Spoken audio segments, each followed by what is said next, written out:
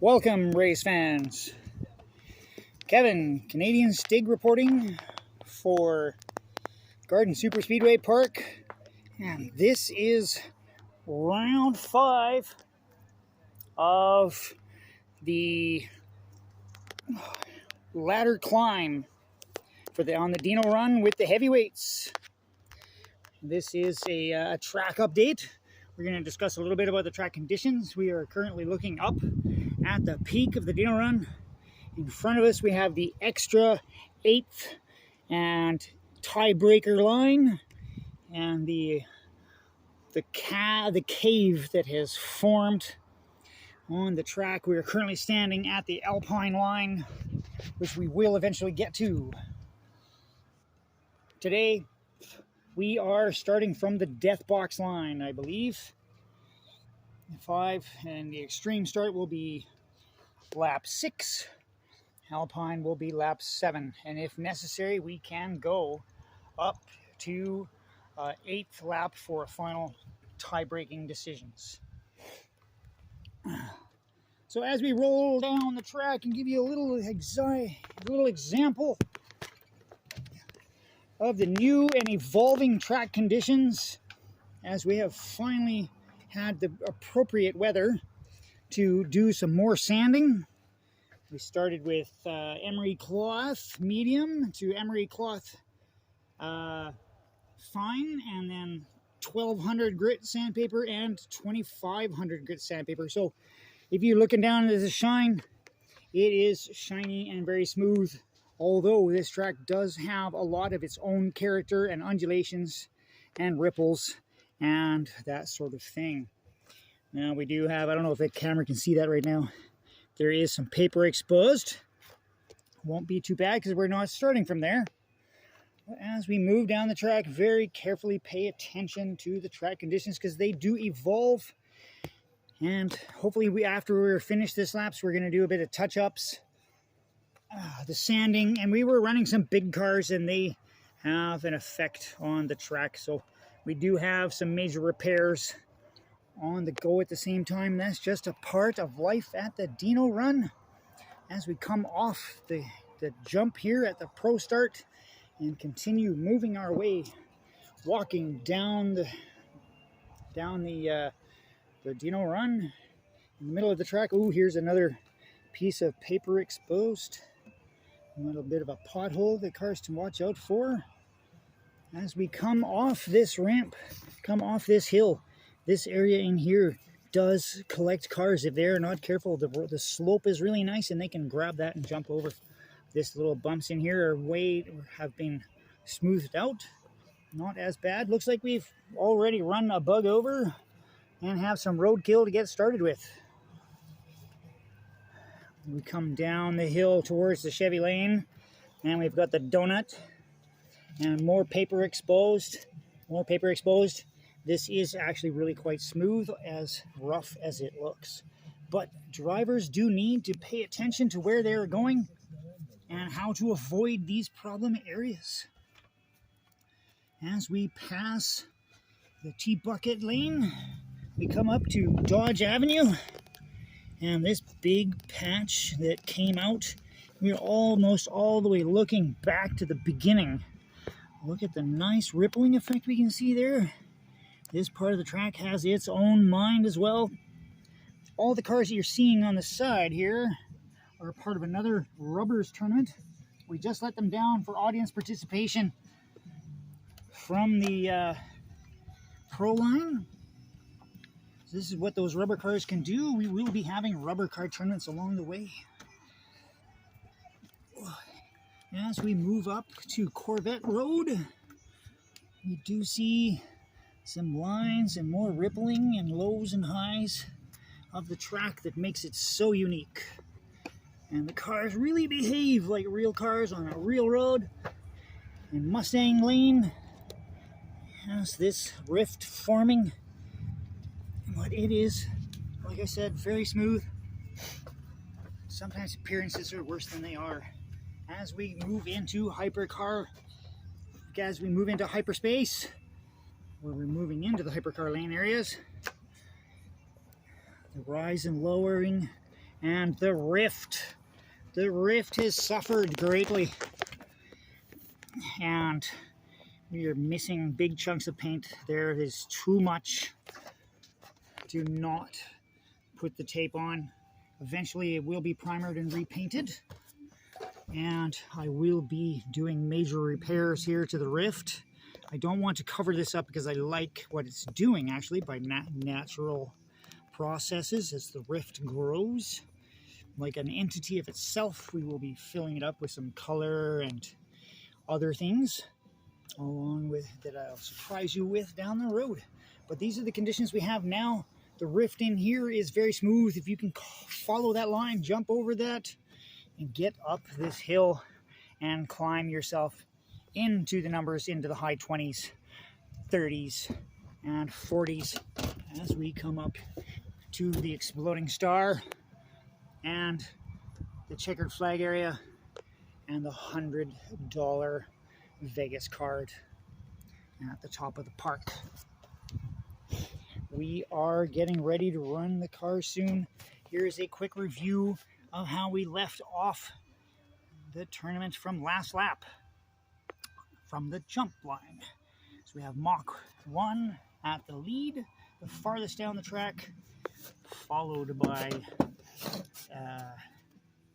Frankentaxi, Mamba, Mercedes, Chevelle, Copper Ghost, and a big gap, and then we come up to the Infiniti, Lotus, Vector, Heavy Express, Mitsubishi 3000, Auburn, GNX, Sully, Coffee, Boss 302, and last but not least, down in the canyon is 57 Chevy. We move up the hill to the hilltop and we have the rest of the crowd because they did not succeed over the jump very well. Most of these guys crashed or got a 0. And we have Grand National, Wolfman Pizza, Riveted, Too Tough, Civic, Charger, Hammerhead, Big Fang, 32 Coupe, Cadillac, Soul Air, Hummer, and surprisingly, last but not least, Bloodthirsty Fire Chief. We are about to begin, and like I said, we are going to start from the Death Box start line. And this is a bit of a slow start. It's faster than the Creeper line, but sometimes it's not fast enough. If you can't get across the Death Box, it will collect you and you will get a 0. So let's hope everybody can cross it and at least get through the minimum recovery area. You've got to touch your tires down in this area first if you want to keep tumbling and save yourself later. If you just hit this area on your roof, you're just going to slide.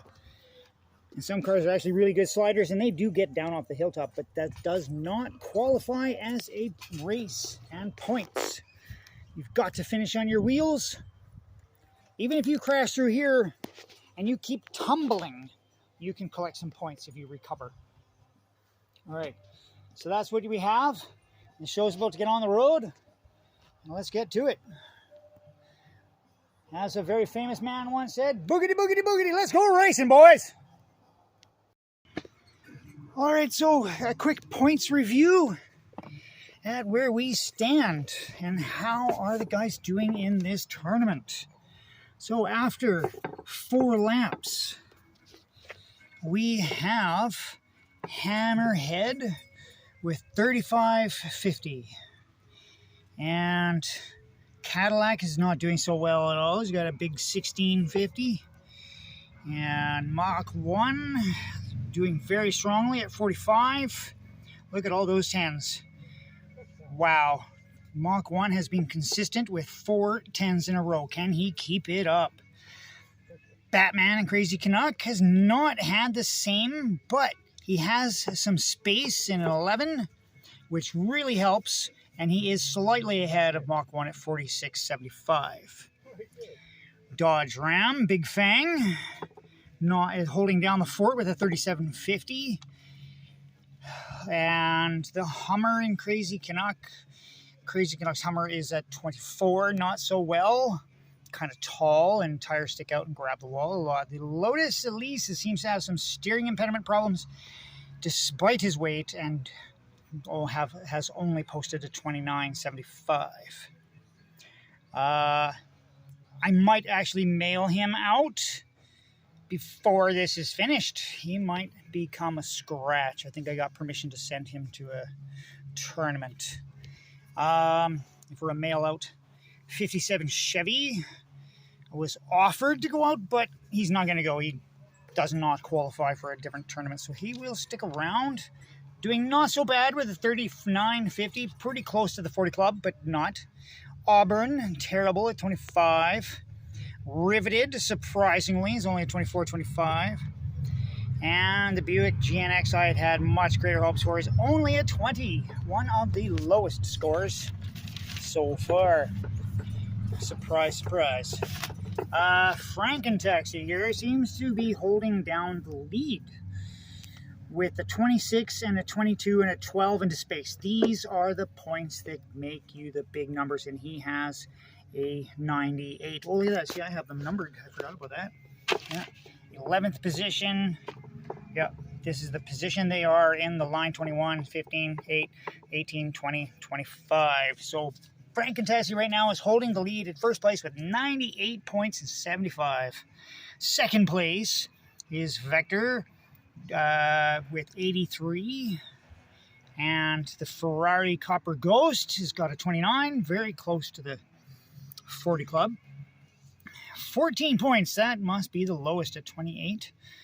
And Solaire, 23 with the Custom Coupe.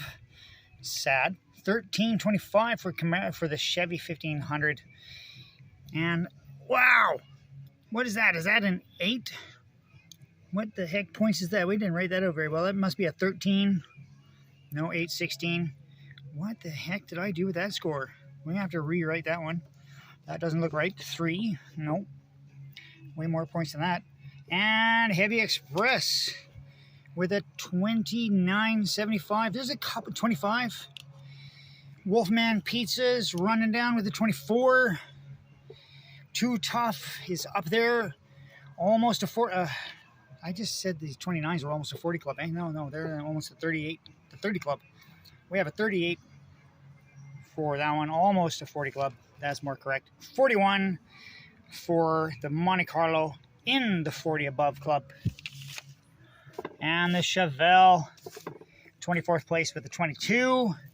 And the Viper, 4th place, Mamba, 52.75. Dodge Charger with a disappointing 23. 34 points goes to the Boss, 302. In a 13th position, 32.25 with the Mitsubishi 3000. 34.75 to the Mercedes. And the Honda in 3rd place, the Honda Civic, is holding down 75 points.